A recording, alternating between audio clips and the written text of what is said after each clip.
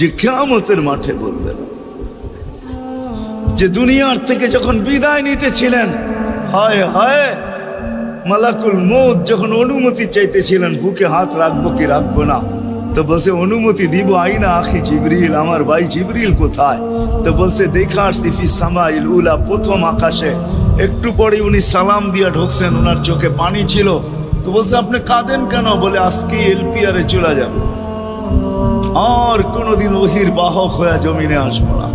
আপনার পরে কোনো নবী নাই, কোনো রসুল নাই, আমারও ওহির কাজ শেষ। ওহির সুবাদে কখনো কখনো নৈকট্যময় জায়গায় চলে যেতাম, আজ থেকে আর যাওয়া হবে না। আমার চোখে পানি। দীর্ঘ ১.৫ লক্ষ নবী, ৩১৩ জন রসুলের কাছে আমি নিয়ে আসছি। আজকে শেষ দিন, এই জন্য চোখে পানি। তো উনি উল্টা প্রশ্ন করছেন, আপনার চোখে পানি কেন? জিবরিল মালাকুল মউত দাঁড়ায় আছে, অনুমতি চাইতেছে বুকে হাত দেওয়ার জন্য। এখনো এক প্রশ্ন বাকি। বলছে সেটা কি? বলে ফামান লিবাদিলি উম্মতি। অথচ ৯ ঘরে চুলা জ্বালানোর মতো তেল ছিল। খাওয়া তো দূরের কথা, বাতি জ্বালানোর তেল ছিল না। আম্মা জান আয়েশা রাদিয়াল্লাহু তাআলা আনহা বলেন, যদি তেল থাকতো তো খিদার তাড়না এতটুক ছিল, আগে তেল পান করে নিতাম। হাদিস উঠায় দেখেন, লেখা আছে ৯ ঘর ছিল, ৯ ঘর। হাসান হোসাইন ক্ষুধার্ত ছিল, আলী ফাতেমা ক্ষুধার্ত। কারো জন্য কোনো চিন্তা নাই যে আমার পরে আমার ৯ ফ্যামিলির কি হবে, হাসানের কি হবে, হোসাইনের কি হবে, আলীর কি হবে, ফাতেমার কি হবে। যেই সময় চাইতেছেন ওই সময় বলতেছে জিবরিল আমার পরে উম্মতকে কে দেখা রাখবে? লানত আমাদের জিন্দেগির উপর, লানত আমাদের জিন্দেগির উপরে। এমন জিন্দেগির থেকে জমিন ফাইটা মরা যাওয়া উচিত। আমি তো মাঝে মাঝে বলি আমাদের জমিনটা উল্টে যাওয়া উচিত, যে মৃত্যু সময় বলতেছে আমার উম্মতকে কে দেখা রাখবে। জিবরিল ছুটা গেছেন, ছুটা আসছেন, আল্লাহ জবাব পাঠাইছেন, লা আতরুকু উম্মাতাকা ফারদা ওয়ালা ওয়াহদা। বন্ধু চলে আসেন, আপনার উম্মতকে আমি দেখা রাখবো, আমি দেখা রাখবো। হায় হায়, সবাইকে সালাম দিছেন একবার বা দুইবার, সবার দুরুদ পড়ছেন তো আল্লাহ একবার বা দুইবার, সালাম পড়ছেন কোন নবী রসুলের উপরে একবার কি দুইবার। আর বন্ধুর সালাম প্রতি জুমা ইমাম আছে, খতিব আছে, ইমামরা একটা আয়াত পড়ে কোরআনের, ইন্নাল্লাহা ওয়া মালাইকাতাহু ইউসাল্লুনা আলান নবী ইয়া আইয়ুহাল্লাযীনা আমানু সাল্লু আলাইহি ওয়া সাল্লিমু তাসলিমা। এই আয়াত আমাকে অনেক কিছু বোঝায়। ইমাম ওলামারা, আলেম ওলামারা বলবে এই আয়াতে আমাদেরকে দুরূদ পড়ার হুকুম দিছেন, আমিও বলবো দুরূদ পড়ার হুকুম দিছেন। কিন্তু আমার প্রশ্ন আছে এখানে, আমার প্রশ্ন, আল্লাহ আমাদেরকে পড়তে বলতেছেন, ঠিক আছে, আমরা কয়দিনই থাকবো আর কয়দিনই পড়বো? একদিন তো আমরা মারা যাবো, তো আপনার বন্ধুর উপরে দুরূদ কে পড়বে? আল্লাহ বলে বেওকুফ, দেখোস না ফেরেশতাদের নাম নিছি, ফেরেশতারা পড়বে। আমি যদি আল্লাহকে উল্টা প্রশ্ন করি, একদিন তো ফেরেশতাও থাকবে না, মালাকুল মউতও মারা যাবে। আপনি আরশের নিচে লিখেই রাখছেন, ইন্নী কাতাবতুল মাউতা আলা মান তাহতা আরশি আল্লাযী হাইলা ইয়ামুত ফাহুয়া ফাওকা আরশি। আমার আরশের উপরে যে সে চিরঞ্জীব, যে নিচে আছে তাকে মৃত্যুর স্বাদ পান করতে হবে। একদিন তো ফেরেশতা মরে যাবে, আমাদের নবীজির উপরে দুরূদ কে পড়বে? আল্লাহ বলে, গন্ড মূর্খ, তুই দেখোস না প্রথম আমার নামটা আল্লাহ লেখা আছে, ইন্নাল্লাহা, আমি আল্লাহ পড়তে থাকবো, আমি আল্লাহ চিরঞ্জীব, আমার বন্ধুর দুরূদ কখনো বন্ধ হইতে দেই না, আর দিব না। হায় হায় হায় হায়, ওই রসুল। আল্লাহ বলে উম্মতকে আমি দেখা রাখবো। জিবরিল বলতেছে ইন্নাল্লাহা ইয়ান্তাযিরুক, আল্লাহ আপনার অপেক্ষা করতেছে। উর্দু জগতে খুশির বন্যা বইতেছে। কেন? সব নাচতেছে উর্দু জগতে, এমনকি আরশ পর্যন্ত ঝুমতেছে। হাবিব ইউসিলুল হাবিব, আজকে বন্ধু বন্ধুর কাছে চিরদিনের জন্য চলে আসবে। খুশির বন্যা চলতেছে, অনুমতি দেন না। আল্লাহ উম্মতকে দেখা রাখবে, যে মরার সময় চোখে পানি তো আমাদের জন্য পানি। চলেন শেষটা শুনায়া দিয়া শেষ করতেছি। লম্বা হাদিস, আমি শর্ট করতেছি। তাহকিক উলামা ইকরাম করে নিয়ে আমি শুনায়া দিয়া যেতেছি আপনাদেরকে।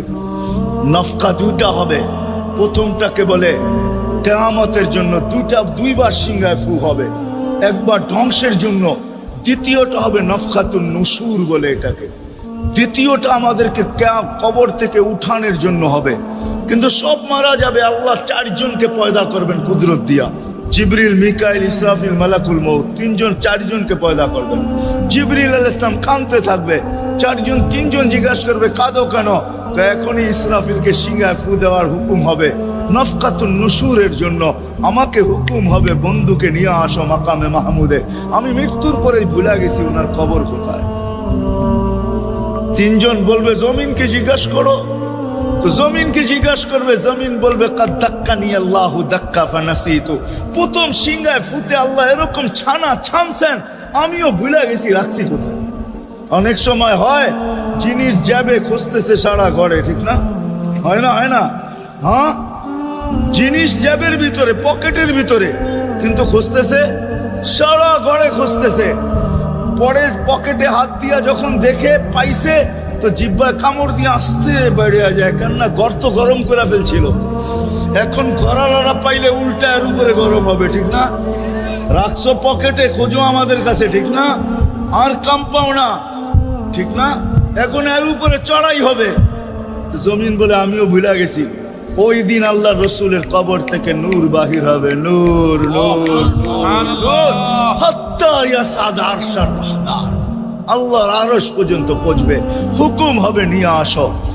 আসবে জিবরিল আলাইহিস সালাম, মারবে পর, চিনা মারবে পর, আর বলবে কুম ইয়া হাবিবার রহমান, আল্লাহর বন্ধু ওঠেন, ও মাধবদীর মানুষ, আপনার আমার হাবিব, আপনার আমার রসুল, যার আদর্শ আমাদের কদমে কদমে প্রয়োজন নিজের এই জীবনটাকে গ্রহণযোগ্যতা পর্যন্ত পৌঁছানোর জন্য, উনি কবর থেকে উঠবে, ওয়াহুয়া ইয়াবকি ওয়া ইয়াকুল, কাঁদতে কাঁদতে উঠবেন আর বলতে বলতে উঠবেন, জিবরিল আইনা উম্মতি, আমার উম্মত কোথায়?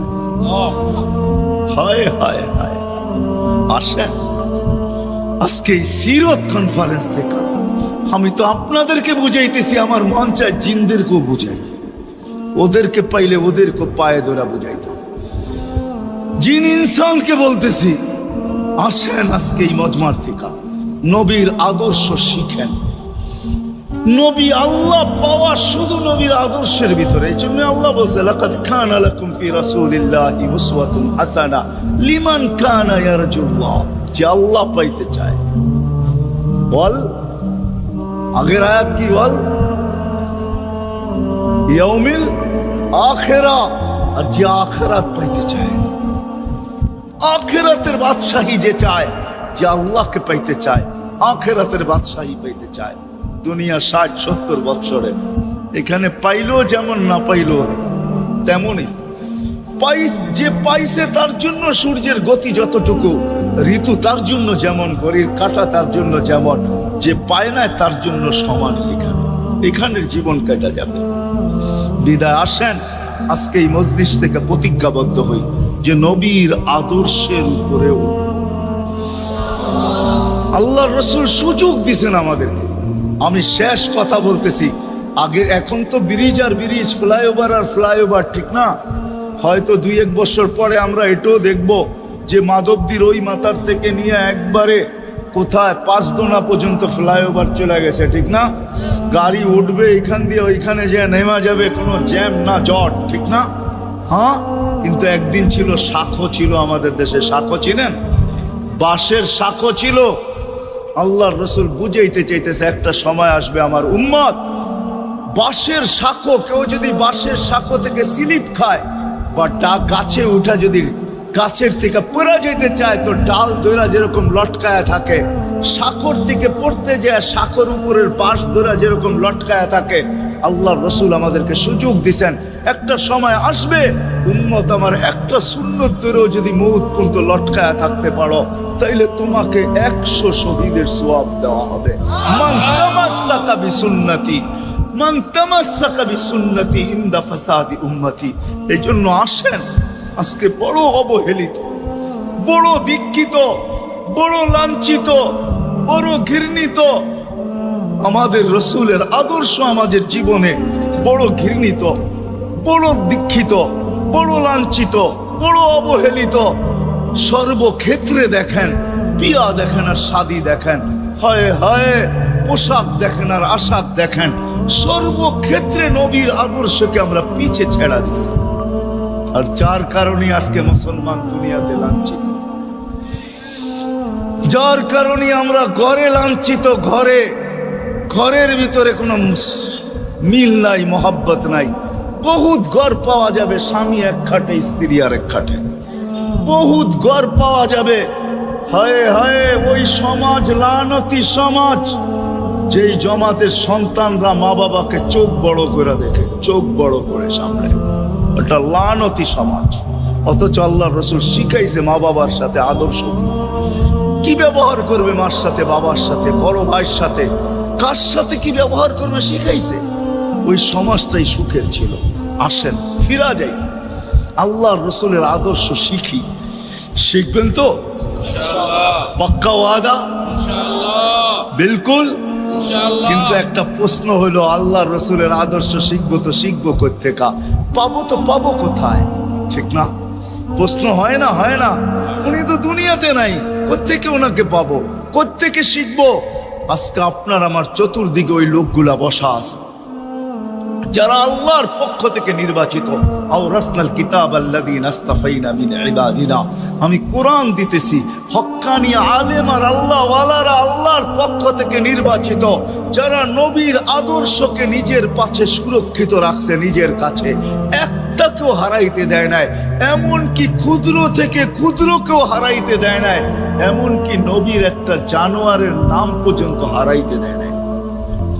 হক্কানি আলেমরা আল্লাহ ওয়ালারা সুরক্ষিত রাখছেন আল্লাহর রাসূলের আদর্শ। এই জন্য আমি বলবো, নবীকে তো পাওয়া যাবে না, উনি তো দুনিয়ার থেকে চলে গেছেন, এটাই সত্য। কিন্তু উত্তর সুরি রেখা গেছেন। আল্লাহর পক্ষ থেকে নির্বাচিত লোক আছে, রসুলের পক্ষ থেকে নির্বাচিত লোক আছে, যাদের কাছে নবীর আদর্শ আছে। আপনি বেশি শিখতে পারেন না, আমার কোনো আপত্তি নাই। কেননা ছাড় যখন আল্লাহর রসুলই দিছে, আল্লাহর রসুলই যখন আমাদেরকে ছাড় দিছেন, তো আমি ছাড় দিব না কেন? আল্লাহর রসুলই বলছে, এক জমানা আসবে, লাউ আমিলতুম উশরা মা উনসিলা বি লানাজা। তোমরা যদি 10 ভাগের উপরে আমল করতে পারো, তাহলে নাম্বার 100 পাইয়া তোমরা পাশ করবে। আল্লাহ 33 দিবে না, আল্লাহ 10-এর বদলায় তোমাদেরকে 100 দিয়ে 100-তে পাশ করাবে। আর সর্বশেষ তো এটাও বলছেন যে আমার একটা সুন্নতকে ধরে রাখো, এক শহীদের সওয়াবই জান্নাত যাওয়ার জন্য যথেষ্ট। জান্নাত যাওয়ার জন্য তো একজন দেওয়া হবে, 99 শহীদের সওয়াব তোমাকে পুরস্কার হিসাবে দেওয়া হবে। কেননা তুমি একটা সুন্নতকে ধরেই লটকায় ছিলাম।